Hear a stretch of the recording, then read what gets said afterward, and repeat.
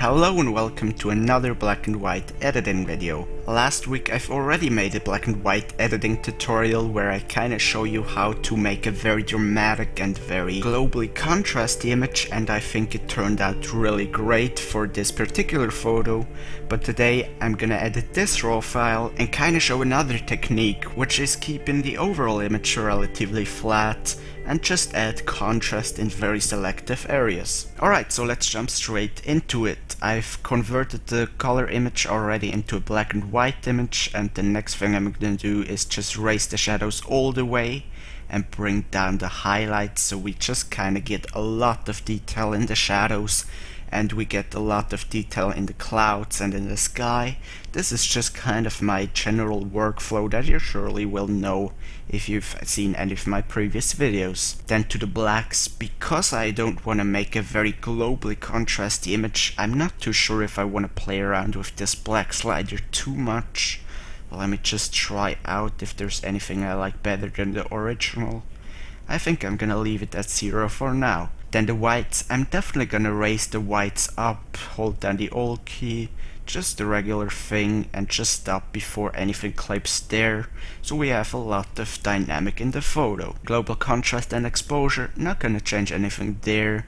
Then to the clarity down here, I'm not gonna change anything with the clarity because I do want a very neutral looking image for the start. I'm just gonna leave that how it is. Then down here to the tonal curve, I'm gonna do my regular stuff and just raise the highlight slider down here a bit. Then play around with the lights. I think I might bring down this slider just a tiny bit.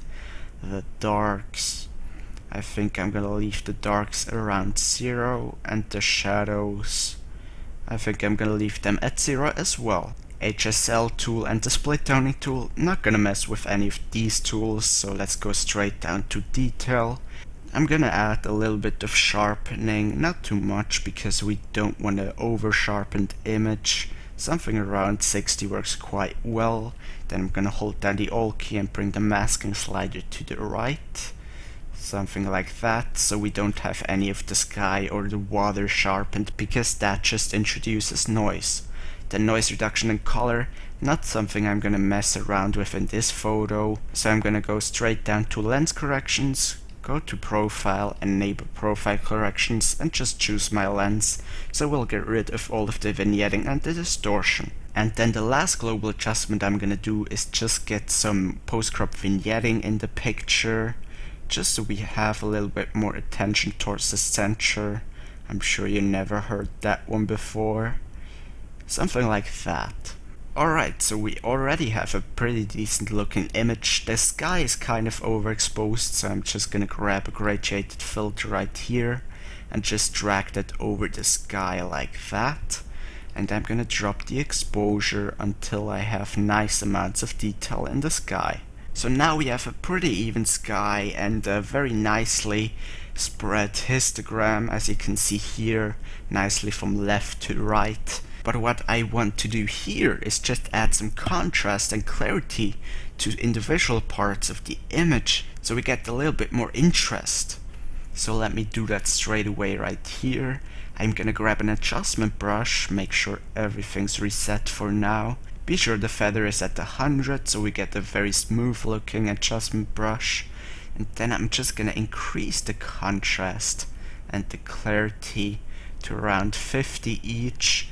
And I'm just gonna paint over some of this stuff right here that I kinda wanna make a bit more contrasty.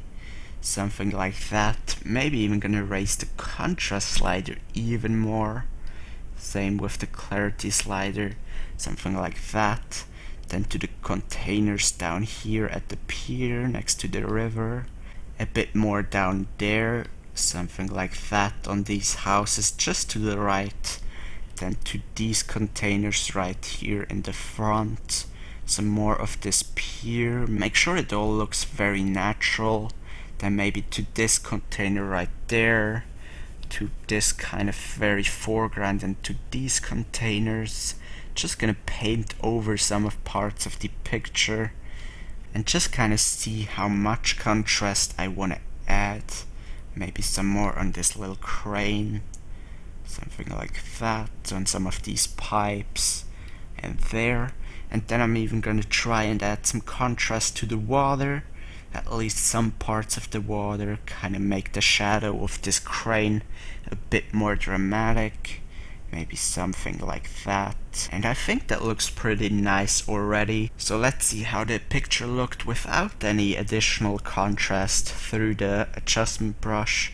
Here's without, and here's with. So you can see there, we've just added some contrast and clarities to some parts of the image. There's still a lot of neutral parts, but because we didn't let the picture like that and added some contrast, it now looks a lot more interesting. And instead of just making the whole entire picture very contrasty and dramatic, something like that, we now have a very subtle image, which doesn't look bad either, but this is just a totally different look. And of course, if you combine this global contrast and clarity with some dodge and burning, that will just make your image even better. Thank you very much for watching this very quick episode about another way you can edit a black and white photo. If you liked the video, please give me a like, and if you would like to see more videos just like this one, be sure to subscribe. Thank you very much for watching, see you in the next episode, take care.